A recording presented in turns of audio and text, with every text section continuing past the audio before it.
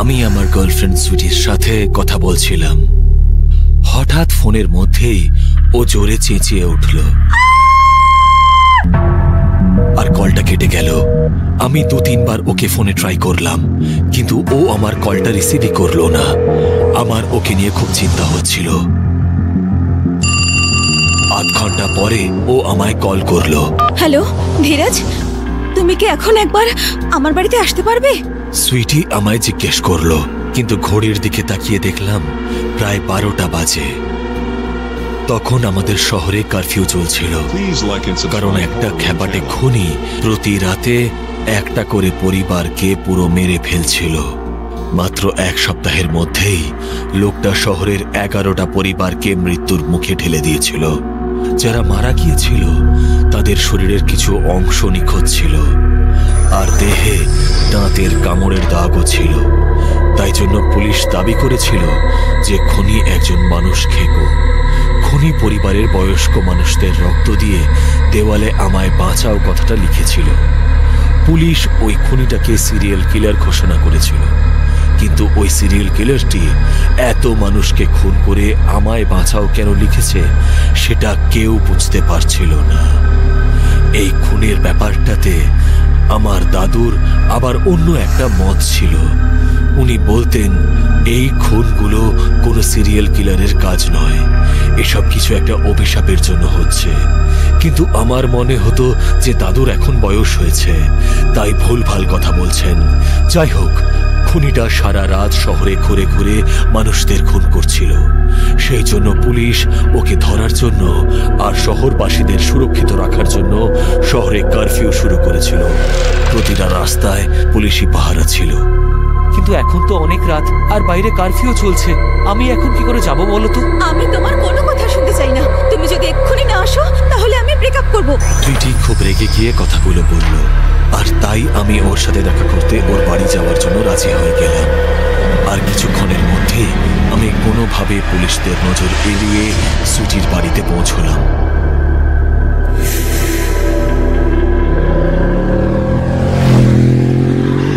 বাড়ির মেইন গেটটা বন্ধ ছিল, তাই আমি কম্পাউন্ডের দেওয়াল থেকে লাফ দিয়ে গার্ডেনের ভেতরে প্রবেশ করলাম। আমি ডোরবেল বাজাতেই সুইটি এসে দরজা খুলে দিল আর আমাকে ভেতরে আসতে বলল। আমি ওকে চিৎকারের কারণ জিজ্ঞেস করাতে ও বলল ঘরে একটা সাপ ঢুকেছিল। তারপরে ও জানতে চাইল, আমি নিজের হাতে রান্না করেছি, খাবে? বাড়ি থেকে তো খাবার খেয়েই বেরিয়েছি, কিন্তু তুমি যখন বলছো তখন তো খেতেই হবে। আমি ওকে বললাম। তারপরে ও আমায় ডাইনিং টেবিলের কাছে নিয়ে গেল। ও টেবিলে রাখা একটা প্লেটের উপর থেকে ঢাকাটা সরালো। আমি দেখলাম প্লেটটাতে মাটন রান্না করে রাখা আছে।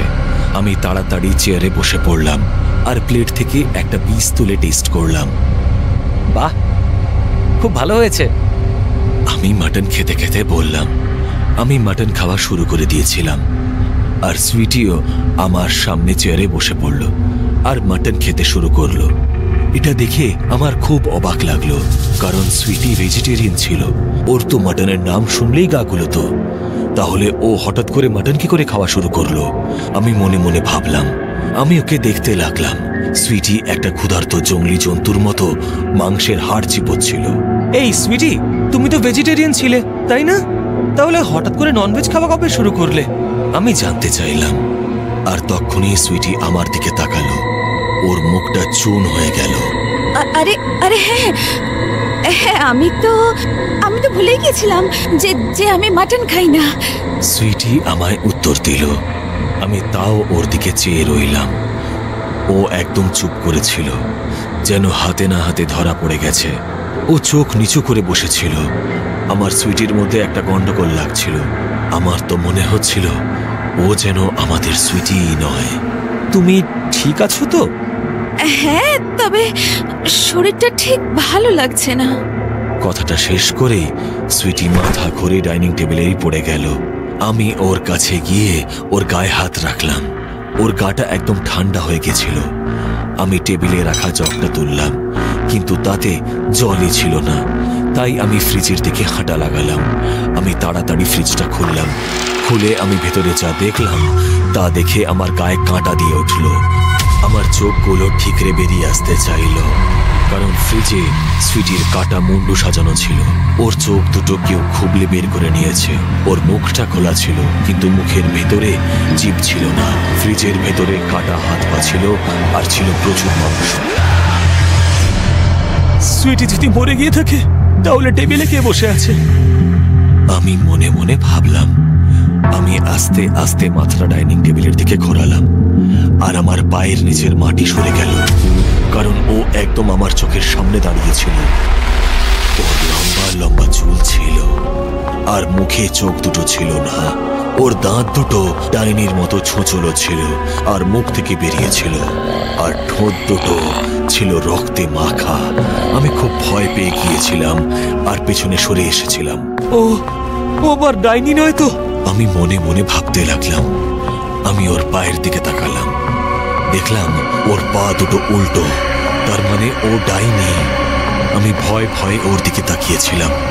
তা দেখে ও দু হাত দিয়ে আমার গলা টিপে ধরল, আর আমাকে তুলে ধরে দেওয়ালের দিকে ছুঁড়ে মারল। আমি দেওয়ালে লাগানো ফার্নিচারে ধাক্কা খেয়ে নিচে পড়ে গেলাম। আমি ওই ডাইনিটার দিকে দেখলাম, দেখি ওর হাতে একখানা ছুরি রয়েছে। আমি কিচ্ছু বুঝতে পারছিলাম না।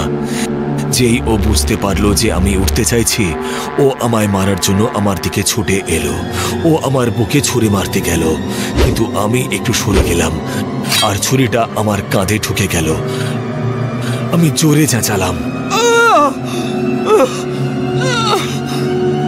আমার কাঁধ থেকে রক্ত বেরোচ্ছিল, আর ডাইনিটা আমার চোখের দিকে তাকিয়ে আমার ভয়ের পরিমাণ মাপছিল।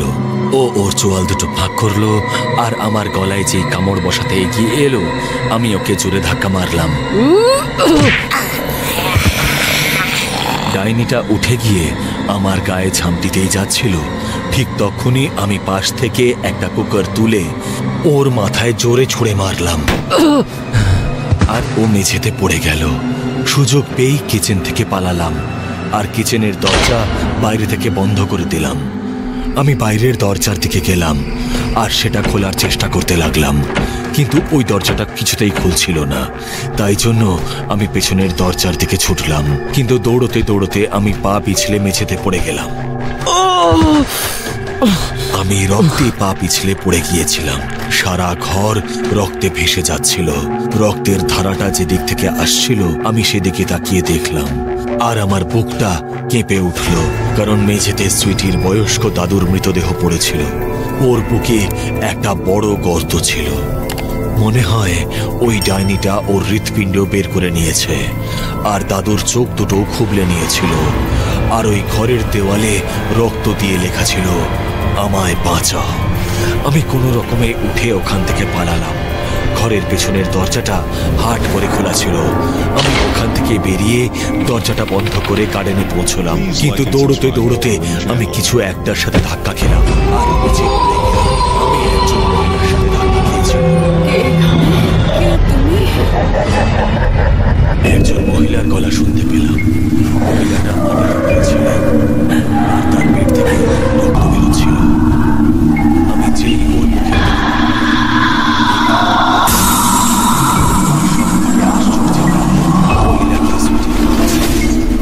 আমি সুইটির বন্ধু। আমি উত্তর দিলাম, আমায় বাঁচাও, পায়ে পড়ি আমি, আমাকে বাঁচাও তুমি। হলো আর ওই আমি আন্টির কাছে জানতে চাইলাম। উনি আবার বলতে শুরু করলেন, আমি রাতে ঘরের দরজা জানলা বন্ধ হয়েছে কিনা চেক করার জন্য উঠেছিলাম। ঘরের পেছনের দরজায় কেউ একজন ধাক্কা মারলো। যখন আমি জিজ্ঞেস করলাম কে এসেছে, তখন সুইটি উত্তর দিল। ও আমার দরজাটা খোলার জন্য বলতে লাগলো। আমি দরজার পিন হোল দিয়ে দেখলাম, দরজার ওদিকে সত্যি সুইটি দাঁড়িয়েছিল। সুইটি, তুমি বাইরে কি করছো? আমি ভেতর থেকে দাঁড়িয়ে যাইলাম। আগে দরজাটা তো খোলো, তারপরে বলছি। আমার বাইরে খুব ভয় করছে। সুইটি আমায় বলল, তাই আমি তাড়াতাড়ি দরজাটা খুলে দিলাম। আর যেই না